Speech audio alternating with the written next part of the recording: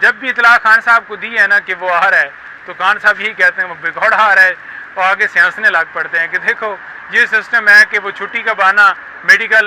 لیو لے کے گیا ہے اور وہاں پر واپس ہی نہیں آیا، اور آپ دیکھ لیں کہ ایک طرف جو ہے اس کو عدالتیں جو ہیں وہ دوسرے بیچارے جو ورکرز ہیں ان کے جو ہے وارنٹ نکال کر اور جناب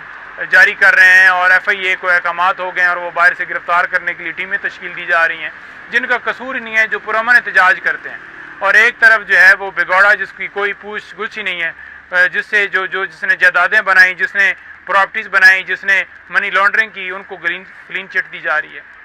یار مجھے نا ویسے بڑا غصہ بھی آتا ہے جب لوگ کہتے ہیں نا کہ وہ واپس آئیں گے۔ بات یہ ہے کہ ایک بندہ جس نے ملک لوٹ کے کھا گیا، اتنی دفعہ وہ وزیر اعظم بنے، دونوں بھائی دیکھ لیں کہ ایک وزیر اعلیٰ بنتا رہا اور آپس میں ان کی وہ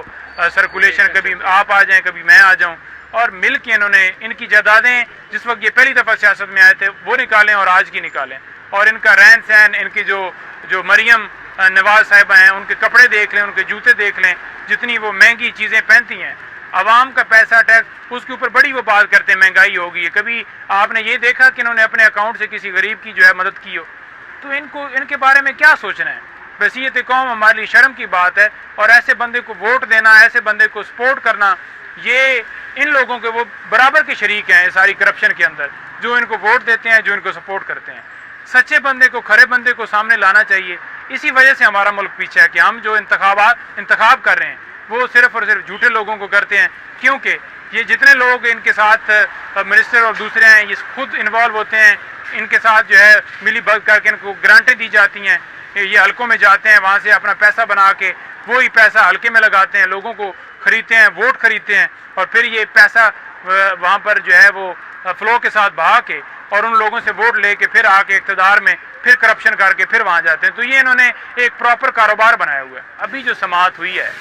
وہ ہوئی ہے سائفر کیس کے اندر جو ہم نے کوائشمنٹ فائل کی ہے، خان صاحب کے اوپر جو ایف آئی آر درج کی گئی ہے، اس مقدمے میں خان صاحب کو باعزت بری کرنے کے لیے، اس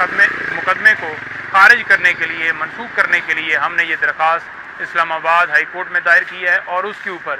19 تاریخ کے لیے یہ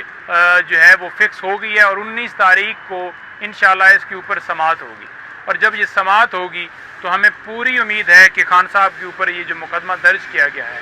جو کہ انٹیریئر سیکٹری جو اس کے اندر کمپلینٹ ہیں، جو کہ فورن آفس کا معاملہ ہے، جو کہ نا آتھورائز ہیں،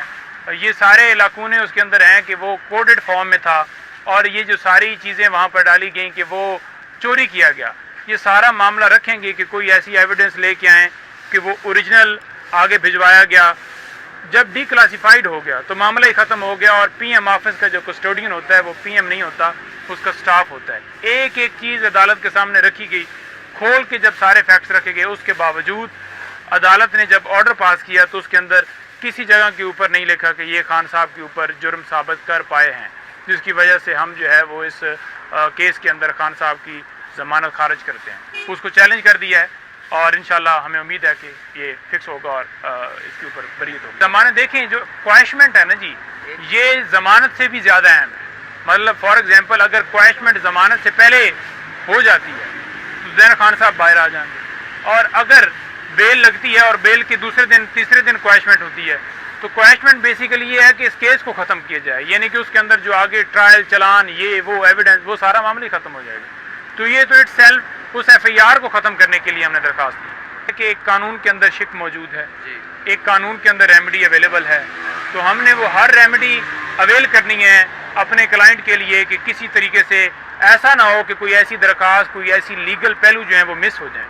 تو ہم اوورآل ہر پہلو کو دیکھ کے رات کو پلان کرتے ہیں کہ یہ ڈیسائیڈ کیا جائے۔ اب عدالت نے آگے ڈیسائیڈ کرنا ہے کہ اس کے اوپر لمبا نوٹس ہوتا ہے، چھوٹا نوٹس ہوتا ہے، اس کے اوپر جو ہے وہ دوسری طرف سے بہانے قبول کیے جاتے ہیں یا کیا کیا جاتا ہے۔ ادروائز ہمیشہ یہ ہے، جو آئین کا آرٹیکل 10 ہے وہ فیئر ٹرائل کیا کہتا ہے کہ جو بندہ غیر قانونی گرفتاری میں ہے اس کو فوراً جو ہے رہا کیا جائے۔ جس بندے کی ضمانت کی درخواست ہے وہ فوراً فکس ہونی چاہیے، اور اس کے اوپر سماعت ہو، اگر خارج ہونی ایکسیپٹ ہونی ہے وہ عدالت نے خود دیکھنا ہے، تاکہ اگر خارج ہوتی ہے اوپر جائے اور ایکسیپٹ ہوتی ہے تو بندہ باہر ہے۔ تو اس کے اوپر تو دو رائے ہے ہی نہیں، اور اگر عدالت جو ہے وہ ڈیلے کرتی ہے یا اس کی طرف سے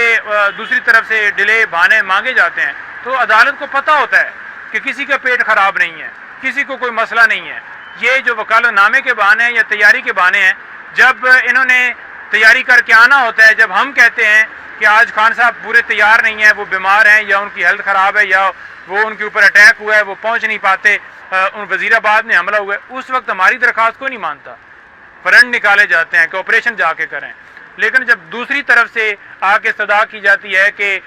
جو ہے نا وہ پیٹ کے اندر درد ہے، تو کہا جاتا ہے اچھا ہمیں بھی تکلیف ہے پیٹ کی، ٹھیک ہے.